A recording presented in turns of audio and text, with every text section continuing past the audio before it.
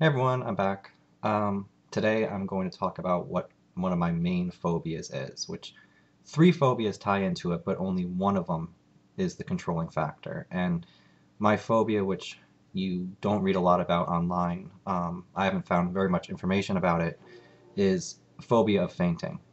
And it started from like kind of like a blood thing that happened. So now needle phobia and blood phobia are there, but only because the fainting phobia is there. And so I'll explain, what happened. When I was 18 years old, up until this point, I've had blood tests all the time, and I never had a problem. It wasn't a big deal. I would just go for physicals, have my blood taken, and I would just leave, go home, whatever. Not a big deal. So when I was 18 years old, I had a friend, and he had a girlfriend, and I had slept with his girlfriend. Now he knew this and we got past it because, we were friends and it was high school, so, whatever. So he comes to me one day and he's like, I just want you to know that she tested positive for chlamydia and so you need to get checked. He's like, but it's not a big deal. I only had to take one pill and, that was it. And I was like, okay. But I was kind of a nervous person back then, so it was still like a big deal to me. Like I thought, oh God, I have some horrible disease. So what I did, my parents, of course, didn't know I was sexually active at the time, and I was a senior in high school. Um, so what I did is after lunch in high school, I just ditched for the rest of the day, and I walked down to a local like clinic, like it's like a free clinic, but it's not just for STDs, it's just a free clinic in downtown Albany called Whitney Young. So I walked down there in the 92-degree heat. It was very hot that day. Probably didn't eat a whole lot that day either, which contributed, to the problem later. And I went and I saw the doctor there, and she had said, I told her what had happened, and then she's like, okay, well, we need you to get tested for syphilis and for HIV. Now, this is about 1994. Yeah, 1994. And so there was still some misinformation about HIV back then.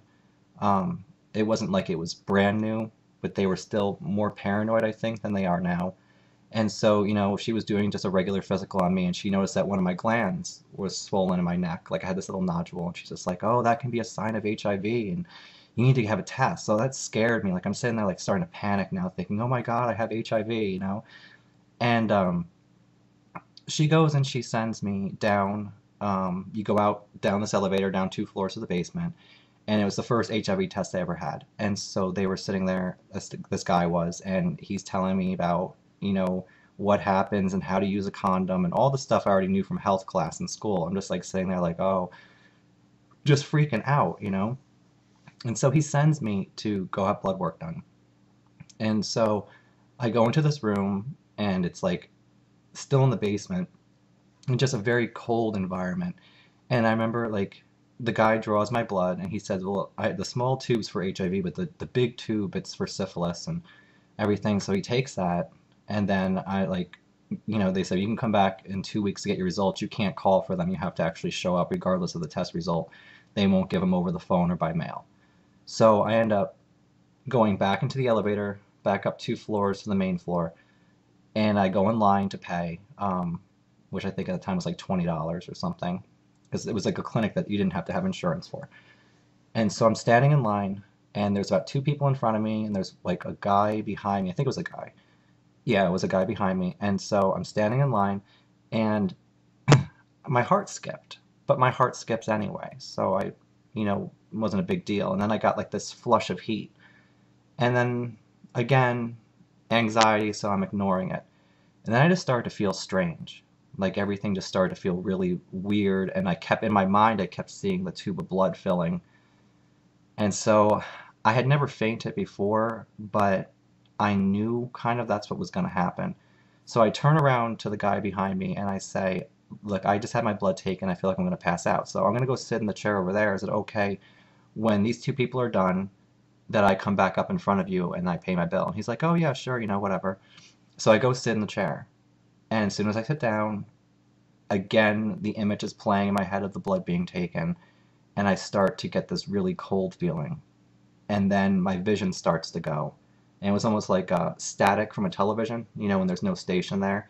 and it just kind of spiraled in around me, and I could no longer see. And then my hearing got really loud, but there was also this high pitched ringing, and I felt cold and I can feel sweat developing on my face. And at this point, I can't see, but I hear this woman in high heels walking past me because I could hear the clicking of her shoes. And I said, "Ma'am, could you please get me a glass of water? I think I'm going to faint." And then I just hear her shoes take off, like just this running away sound of high heels. And the next thing I know, it's like there's people's hands on my shoulder pushing me back, and there's a blood pressure cuff on me. I guess she went to go get a nurse or something, and they're like, "Oh yeah, his blood pressure's low," and everything. And about that time, my vision started to come back. Everything was very bright, and I felt like I was going to throw up, and then it was over, except for I felt really weak. And so I said, "Well, what happened?" They're like, "Oh, well, sometimes the brain does something funny." And so they let me go into this room and they gave me apple juice and I laid down. But then what happened was I just kept shivering and I couldn't stop shivering, and my whole body was just like had twitches going through it, and it wasn't ending. Like, I mean, the fainting spell was over, but my body was now in turmoil. And so after about 20 minutes, they come in and like, "Well, you got to go, we're closing up and you're fine," and everything like that. I'm like, "I'm not fine."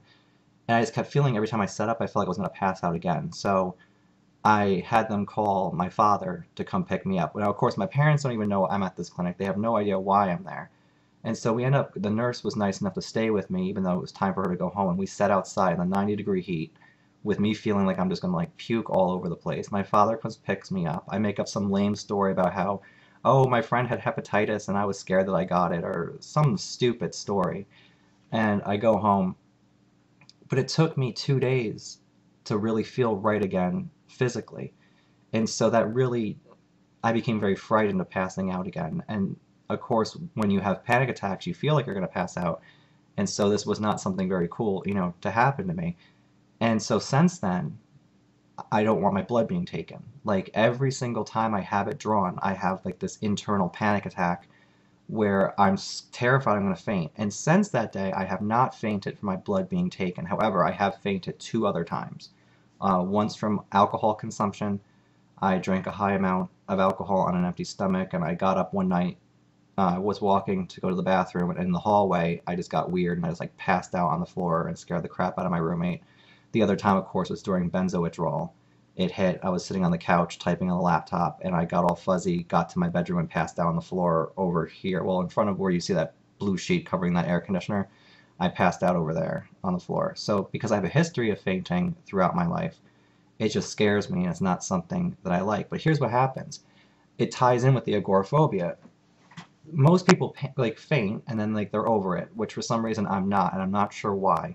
But even when I am over it, I'm now scared to go to the store because I don't want to faint again. I feel like, well, maybe it's not safe yet for me to, go out, because what if I do pass out? It can take anywhere from weeks to a few months until I feel okay again and feel safe about going outside. So it's not so much having your blood taken, passing out, but for me, it literally robs my life away. So when I express my fear to a doctor about having my blood taken, they're like, "Oh, well, if you pass out, you pass out, we'll just pick you up." But it's not, it's a big deal to me. It's a giant deal. It controls everything with my anxiety. And apparently it's genetic too. I mean, there's a lot more males than females pass out, about 10% on average of the population. And of course, it was there to save us in the past. An animal attacks someone, they start bleeding, we pass out on the ground, the animal, leaves us alone for the most part. At least that's the theory, behind it. But it has grown over the years. I was never scared, even after that event, to have injections. But now I don't want injections. I don't want my blood being taken. I don't like going to the dentist. I freak out because they put the needle in your mouth, to give the Novocaine or lidocaine or, whatever they're giving you. And it's grown to, on television, if there's fake blood, like on Law and Order, I have to look away. And it's so bad now that if a cartoon character gets cut, I flinch and I look away. I don't like to see it. I don't like to think about it. I don't even like talking about it right now. Um, But really what it is, they always say, "Oh, you have blood needle phobia," but it's not that. I'm scared of passing out. If I wasn't going to pass out, I could really care less how anxious I get. I don't care how bad the panic attack is. But because that threat is there of actually fainting, then I don't know, it just makes it really difficult for me. And so I know that there's people who have fear of vomiting, and I forget what that's called, but I know someone who has that. And for me, thank God I don't have that fear because that happens to me quite often. I'm one of those people that can throw up very easy, and when I get stressed out and like very upset about something, I throw up at the drop of a hat. I mean, that's been going on for, I don't know, almost 20 years now. I can just, oh, you have to go see the dentist tomorrow. Let me go throw up now. Um, but that's pretty much how my fear started. I don't know if anyone else out there who will end up watching this has a phobia of fainting, and not just the fear of fainting and have never had it before, but actually has fainted. And so they have experience with it where it's bad. Now, I will say, out of the 3 times that I passed out as an adult, the one that I was drinking, um, and I had stood up to go to the bathroom, and then everything got weird and I passed out. That was the easiest time I ever passed out because it was quick. And the other times, especially the first time, which is what instilled that phobia in me, it was lingered. It took forever. I almost wish that I would have just passed out, but instead I was hanging like between worlds of consciousness and unconsciousness. And I just remember that horrible, horrible nausea and that just cold and sweating and no vision and ringing, screaming ears and just confusion because you're not getting enough, blood supply to your brain. And it was just bad. I remember thinking to myself during it when I was sitting there, put your head between your legs, and I think I may have, which is why they might have lifted me back up at that point to put the blood pressure cuff on. But I get things all the time. Well, don't look. Well, I don't look. I don't look at all when they take my blood. Now I won't look. It doesn't help. It's the very fact that I know that there's something coming out of me. I don't like it. It's just, and so it really ruins a lot of things for me from actually getting help for real medical problems that I'm having. Because when I went to the emergency room during benzo withdrawal in that high heart rate state and just feeling awful, the first thing they want to do is take blood. And of course, I'm going to let them at that point because I know something's really wrong. And I'm not stupid. I'm going to do it and just pay the consequence later. But because I get so uptight about it, and they can see when they have me hooked up to that machine, the heart rate machine, that my heart rate's now spiking as they're getting ready to take my blood, and I'm having that whole phobic reaction, immediately everything's written off as, oh, well, you have anxiety, that's the problem. Well, hell yeah, I have anxiety, but there's something else wrong. And this is the thing that I've never gotten across to doctors. If I'm in the emergency room with my anxiety, my blood phobia, I'm letting you take blood from me, then you better damn well believe that there's a reason why I'm here, because I'd much rather be at home and just ignore what's happening and just try to cope with it myself. So that's something I really wish that they would train people. It's like, if they have someone who comes in who's agoraphobic, for example, like a severe agoraphobic, they're like, oh, you have anxiety. Well, no crap, the person has anxiety. But think about it. They left their freaking house to come to the emergency room. So don't you think that maybe they don't feel well, if they're sitting there?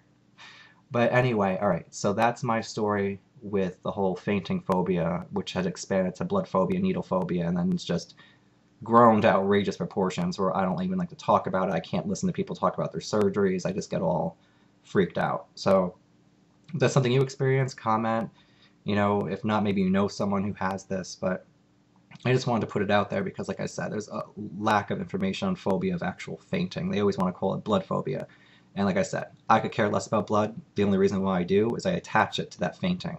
And so if I wasn't going to faint from it, I really could care less. And so that's why also when people say, oh, you're really good with people, you're good with stuff, you should be a doctor. No. No, that can't happen. I can't even imagine. Like, even if I was just, uh, I don't know, like a primary care doctor. Look, people come in with cuts all the time. Like, do you think this is infected? And I'd bang on the floor. I'd be no use to them, and then I wouldn't be able to leave my house. So, but anyway, okay, that's it for today. I'll talk to you guys later. Hey everyone, I'm back. Today I'm going to talk about what one of my main phobias is, which 3 phobias tie into it, but only one of them is the controlling factor. And my phobia, which you don't read a lot about online, I haven't found very much information about it, is phobia of fainting. And it started from like kind of like a blood thing that happened. So now needle phobia and blood phobia are there, but only because the fainting phobia is there. And so I'll explain, what happened. When I was 18 years old, up until now he knew this and we got past it because, we were friends and it was high school, so, whatever. So he comes to me one day and he's like, I just want you to know that she tested positive for chlamydia, and so you need to get checked. He's like, but it's not a big deal. I only had to take one pill, and that was it. Till this point, I've had blood tests all the time, and I never had a problem. It wasn't a big deal. I would just go for physicals, have my blood taken, and I would just leave, go home, whatever. Not a big deal. So when I was 18 years old, I had a friend, and he had a girlfriend, and I had slept with his girlfriend. And I was like, okay. But I was kind of a nervous person back then, so it was still like a big deal to me. Like I thought, oh God, I have some horrible disease. So what I did, my parents, of course, didn't know I was sexually active at the time, and I was a senior in high school. Um, so what I did was, after lunch in high school, I